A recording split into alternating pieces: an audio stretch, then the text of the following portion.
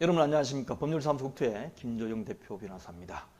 2주가 다 끝나고 철거하면서 이제 공사가 진행이 되는데 그 공사 기간 동안 조합은 무엇을 해야 할까요? 일반적인 사람들은 뭐 이사 다 나가고 그 다음에 시공사가 공사하는 기간 동안 조합 할 일 없잖아. 뭐 조합 앉아가지고 뭐 아무 할 일 없이 그냥 시공사 공사할 텐데 뭐 할 거 있냐. 그 기간도 한 30개월 정도, 36개월 이렇게 되는 것 같은데 하는 거 뭐 있냐라고 하는데 예상외로 조합장님들이 이 기간 동안 스트레스를 엄청 많이 받고 지공사하고 싸우기도 많이 싸우고 하는 조합장님이 부지기수입니다. 그러면 공사기간 동안은 조합은 무엇을 해야 될 건지 한번 살펴보도록 하겠습니다. 자, 일반적으로 공사기간이 어느 정도 되냐면 여러분들께서 이미 아시겠지만 신축 규모에 따라 30개월에서 36개월 정도, 예를 들면 4,000세대짜리 아파트를 지어도 36개월 정도에 끝납니다. 면적이 넓은 만큼 많은 인원을 투입해가지고 하기 때문에 뭐 엄청 크다고 뭐 2년씩 몇 년씩 걸리고 이런 건 아닌 것 같아요. 그리고 소규모로 내려오면 20개월 만에 되는 경우도 있습니다. 일반적으로 이제 철거 후에 착공을 하면 톱하기부터 하죠. 그리고 톱하기하고 난 다음에 골조를 세운 다음에 골조가 다 완성되면 거의 80% 공사가 완성됐다고 그렇게 얘기를 합니다. 그 다음에 이제 내부 마감 공사를 하고 그 다음에 이제 준공 인가를 받게 되죠. 자, 그러면 이런 긴 공사 기간 동안 조합 집행부, 특히 조합장은 뭐 하냐? 월급만 받아먹고 그냥 앉아가지고 맨날 노느냐? 한번 보겠습니다.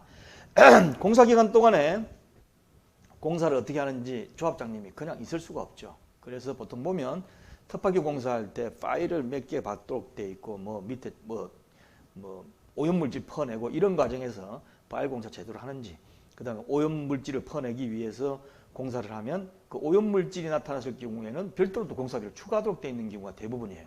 그러면 오염물질 물어다가 몇 트럭이 나가는 건지 이런 것도 다 체크 안 할 수가 없습니다.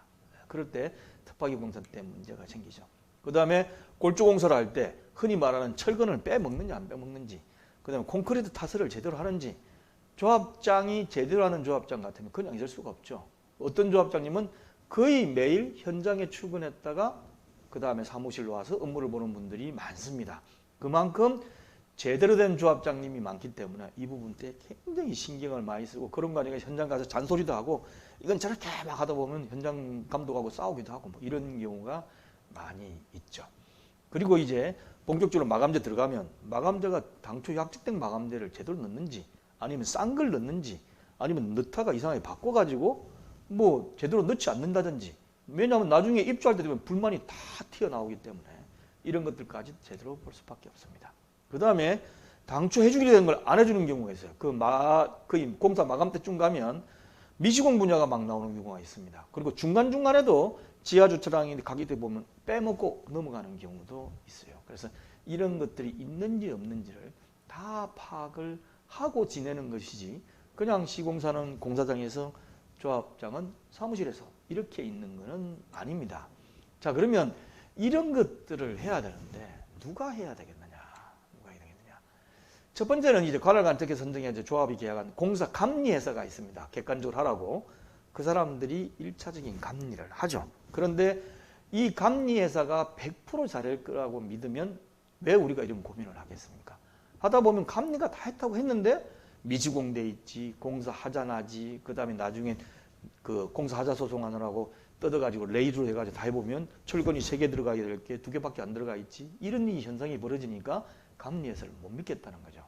자, 그러면 조합장도 나가겠지만 아예 조합 임원 중에 한 명이 매일 현장에 나가 앉아가지고 매일 체크해라. 3개 넣는지 2개 넣는지 봐라. 그 다음에 철근을 몇 톤 넣는지 지켜봐라.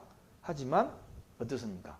전문직이 아닌 임원분도 많고 또 이런 분들이 나가서 있는다고 해서 꼭 체크가 되는 건 아닙니다. 그래서 전문직을 하려고 그러면 CM회사를 선정해가지고 공사를 체크하든지 아니면 적산업체라고 있어요. CM회사가 이 업무도 하고 있는데 수장적으로 딱 봐가지고 공사 계획서에 나와 있는 그 적산 내용을 아주 자세하게 나와 있습니다. 그걸 봐서 이대로 들어가는지 안 들어가는지 매일 체크해가지고 나중에 그대로 안 됐으면 준공인가 끝난 다음에 마지막 잔금 줄 때 이래 해가지고 니네들이 공사를 안 했으니까 빼자 이렇게 가는 경우도 있어요. 자, 그래서 여러분들 공사 현장에서 자, 저 정도 시공자면 믿을 수 있다. 아니다.